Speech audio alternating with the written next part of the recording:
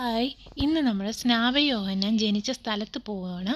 അപ്പോൾ നമുക്ക് പോകുന്ന കാര്യങ്ങളെല്ലാം കാണിച്ചു തരാം. വിശുദ്ധ ബൈബിളിൽ യൂക്കായുടെ സുവിശേഷം 1-ാം അധ്യായം 5-ാമത്തെ വാക്യം മുതൽ സ്നാപക യോഹന്നാൻ്റെ ജനനത്തെക്കുറിച്ചുള്ള അറിയിപ്പ് നമുക്ക് കാണാവുന്നതാണ്. ഹെറോദോസ് യഹൂദ രാജാവായിരുന്ന ആ കാലത്ത് അസ്സിയുടെ ഗണത്തിൽപ്പെട്ട സക്രിയായ്ക്കും അഹറോൻ്റെ പുത്രിയിൽപ്പെട്ട എലിസബത്തിനും മക്കളൊന്നും ഉണ്ടായിരുന്നില്ല. അപ്പോൾ എലിസബത്ത് വന്ധ്യയായിരുന്നു, രണ്ടുപേർക്കും പ്രായം ഒത്തിരി ആയായിരുന്നു. അങ്ങനെയിരിക്കെ സക്രിയയ്ക്ക് കർത്താവിൻ്റെ ദൂതൻ പ്രത്യക്ഷപ്പെട്ട് ഒരു കുഞ്ഞുണ്ടാവുമെന്ന് അറിയിച്ചിരുന്നു. ആ കുഞ്ഞാണ് നമ്മളിപ്പം കാണാൻ പോകുന്ന സ്നാപക യോഹന്നാൻ. നമ്മൾ കാണാൻ പോകുന്നതല്ല, സ്നാപക യോഹന്നാൻ ഉണ്ടായ സ്ഥലം ഇപ്പോൾ ഒരു പള്ളിയാണ്, അതാണ് നമ്മളിപ്പോൾ കാണാൻ പോകുന്നത്. അതായത് സെൻറ്റ് ജോൺ ബാ ഹറിം എന്നാണ് ഇതിൻ്റെ പേരിട്ടേക്കുന്നത്. ഇപ്പം നമ്മൾ അതിൻ്റെ ആ വാതിലിലേക്കാണ് പോകുന്നത്. കണ്ടോ, പഴയ കെട്ടിടങ്ങളൊക്കെയാണ് ഇരിക്കുന്നത്.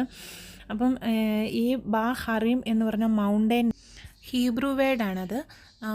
ഹറിം എന്ന് പറഞ്ഞു കഴിഞ്ഞാൽ മൗണ്ടൻ എന്ന്. അപ്പം നല്ല ഒരു കയറ്റമൊക്കെ ഉണ്ട് കേട്ടോ. എല്ലാവരും ഇങ്ങനെ ഒരുമിച്ച് കയറിപ്പോകുന്നതുകൊണ്ട് എല്ലാ മതിലിൽ കൂടി ഇവിടെ ലൂക്കായുടെ സുവിശേഷമാണ് എഴുതി വച്ചിരിക്കുന്നത്. നല്ലൊരു പ്രത്യേക അറ്റ്മോസ്ഫിയർ ആട്ടോ നമ്മളിവിടെ വന്ന് കയറിയപ്പം തന്നെ. ഇത് ഇവർക്ക് വിൻ്ററിൽ താമസിക്കാൻ വേണ്ടിയിട്ട് ഒരു വീടും ഈ സക്രിയയ്ക്കൊക്കെ സമ്മറിൽ താമസിക്കാൻ വേണ്ടിയിട്ട് ഒരു വീടും, 2 വീടുകളായിട്ടാണുള്ളത്. ഞാൻ അടുത്ത വീഡിയോയിൽ നമുക്ക് സമ്മറിൽ താമസിക്കുന്ന വീട് കാണാം. അവിടെയാണ് ഏലീശ പുണ്യവതിയെ മാതാവ് ചെന്ന് കണ്ട ആ സ്ഥലം. അപ്പം ഇത് മേളിലും കുറച്ച് താഴെയായിട്ടാണ് 2 വീടും ഇരിക്കുന്നത്. ഇപ്പം ഫ്രാൻസിസ്കൻ സഭയുടെ അണ്ടറിലാണ് ഇത് ഇരിക്കുന്നത്. സക്രിയയുടെ B1 തൊട്ട് AD 70 വരെയുള്ള സെറാമിക് ഫലകങ്ങളൊക്കെ ഇതിൻ്റെ അണ്ടർഗ്രൗണ്ടിലുണ്ട്. പക്ഷേ നമുക്കിവിടെ ഒന്നും ഇത് ഇറങ്ങാനൊന്നും ഇപ്പോൾ പറ്റത്തില്ല.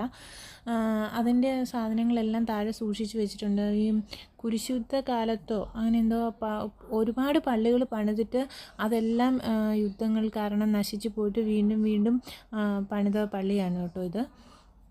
നമുക്ക് പള്ളിയുടെ അകത്തോട്ട് കയറാം, പക്ഷേ ഇവിടെ മുഴുവൻ റിന്യൂവേഷൻ വർക്ക് ചെയ്യുന്നത് കൊണ്ട് നമുക്ക് നല്ലതായിട്ട് ക്ലാരിറ്റി ആയിട്ടൊരു വീഡിയോ എടുക്കാനോ കാര്യങ്ങളോ ഒന്നും നമുക്ക് പറ്റത്തില്ല.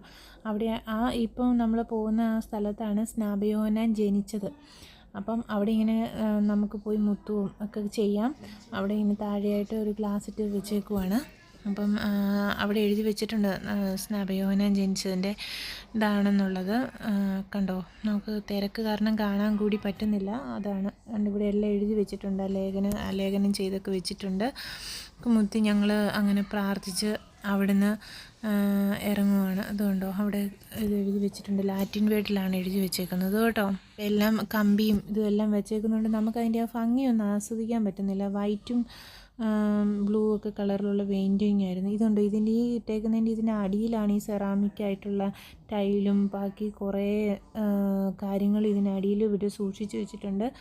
ഇറങ്ങാനൊന്നും പറ്റില്ല. അപ്പം നമുക്ക് അടുത്ത വീഡിയോയിൽ എലിസബത്തിൻ്റെ ഭവനത്തിൽ ചെന്ന് പരിശുദ്ധ അമ്മ കാണാൻ പോയ സ്ഥലമാണ് നമ്മൾ കാണാൻ പോകുന്നത്. അപ്പോൾ tata bye bye, see U.